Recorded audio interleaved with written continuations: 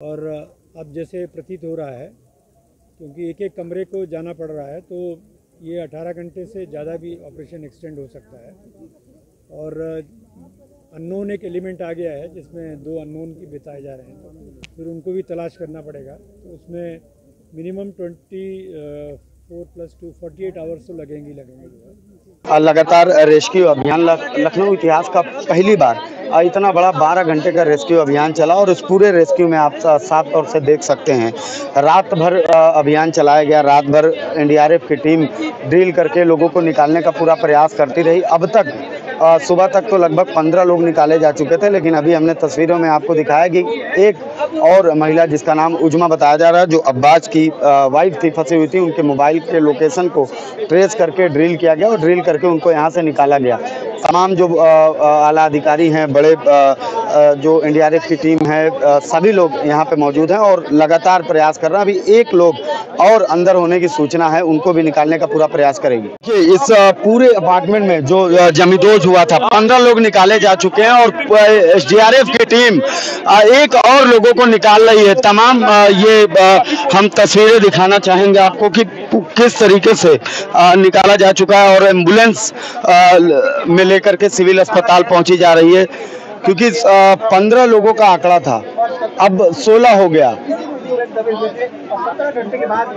लगभग लखनऊ इतिहास में पहली बार इतना बड़ा रेस्क्यू ऑपरेशन किया गया। 12 घंटे चला और 15 लोगों के बाद अब एक आंकड़ा और बढ़ गया, 16 लोगों को निकाला गया। जो अब्बास की बीवी थी, अभी ये कौन है, किसकी को निकाला गया है, किस तरीके से रेस्क्यू किया गया है, अभी ये तो क्लियर नहीं हो पाया है, लेकिन इन्हें सिविल अस्पताल पहुंचाने का पूरा प्रयास कर रही है एनडीआरएफ की टीम। निकाल कर ये एम्बुलेंस, देखिए एम्बुलेंस ये जा रही है, लेकर के ड्रिल करके निकाला गया है। इसके अलावा अभी 2 व्यक्तियों का और हमें पता चला है कि इनमें शायद अभी क्लियर नहीं है आइडेंटिटी, लेकिन एक बैंक एम्प्लॉई यहाँ आए हुए थे किसी क्लाइंट के पास काम से, तो वो एक बैंक एम्प्लॉई हैं और उनके साथ में एक और थे जो है, तो वो पीछे की तरफ हैं बता रहे हैं, तो उनको भी हम लोग ट्रेस कर रहे हैं, लेकिन वो कंफर्म नहीं है। अभी उन्होंने अपुष्ट सूचना दी है, तो उसको हम लोग कर रहे हैं।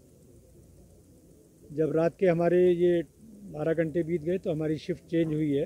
हमारी एनडीआरएफ की भी फ्रेश टीम लगी है और एसडीआरएफ की भी फ्रेश टीम्स लगी हैं। लखनऊ पुलिस जो है उनकी भी शिफ्ट चेंज हुई है, पीएसी की भी शिफ्ट चेंज हुई है, फायर सर्विस की भी जो है।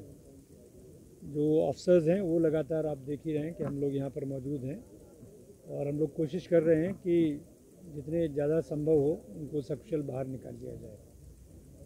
इसके अलावा और हमारे पास में कोई ऐसा ग्रेट जिसे कहते हैं समस्या नहीं है। मेडिकल सर्विसेज हमारे प्रॉम्प्ट हैं, एम्बुलेंसेस प्रॉम्प्ट हैं, डॉक्टर्स हैं, सब लोग लगे हुए हैं, ब्लड का भी अरेंजमेंट है। लेकिन जो समस्या है वो है मलबे की जो है, तो उससे हम लोग डील कर रहे हैं। जिम्मेदार किसी पर एफआईआर हुई है क्या? जैसे मैंने आपको कल रात में भी बताया था कि मिनिमम 18 घंटे तो लगेंगे ही लगेंगे जो है। और अब जैसे प्रतीत हो रहा है, क्योंकि एक एक कमरे को जाना पड़ रहा है, तो ये 18 घंटे से ज़्यादा भी ऑपरेशन एक्सटेंड हो सकता है। और अननोन एक एलिमेंट आ गया है जिसमें 2 अननोन की बताए जा रहे हैं, तो फिर उनको भी तलाश करना पड़ेगा। तो उसमें मिनिमम 24 + 2 48 आवर्स तो लगेंगे जो है। और जहाँ तक एफआईआर की बात है, तो एफआईआर ड्राफ्ट की जा रही है। जैसे ही पंजीकृत होती है हमारे प्रोसिक्यूशन से वेट होके, तो पंजीकृत हो जाएगी तो हम आप लोगों को अवगत कराएंगे। मुख्यमंत्री ने 3 सदस्यीय जांच कमेटी गठित की जिसमें रोशन जैकब हैं और पीयूष मोरडिया साहब हैं और एक हमारे पीडब्ल्यूडी के जो है वो इंजीनियर हैं। तो ये 3 सदस्यीय कमेटी इसकी जांच करेगी कारणों का पता लगाने के लिए जो है। अभी तक क्या कोई कारण का पता लग पाया कि वास्तविक वजह अर्थक्वेक था या बेसमेंट में खुदाई चल रही थी वो था?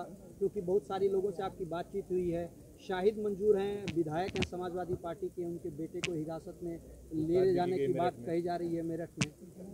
पुलिस इन्वेस्टिगेटर्स के लिए ये बहुत मुश्किल होता है इस समय कमेंट करना कि बिल्डिंग कैसे गिरी है, क्योंकि ये एक एक्सपर्ट फील्ड है जिसमें एक्सपर्ट्स राय देते हैं।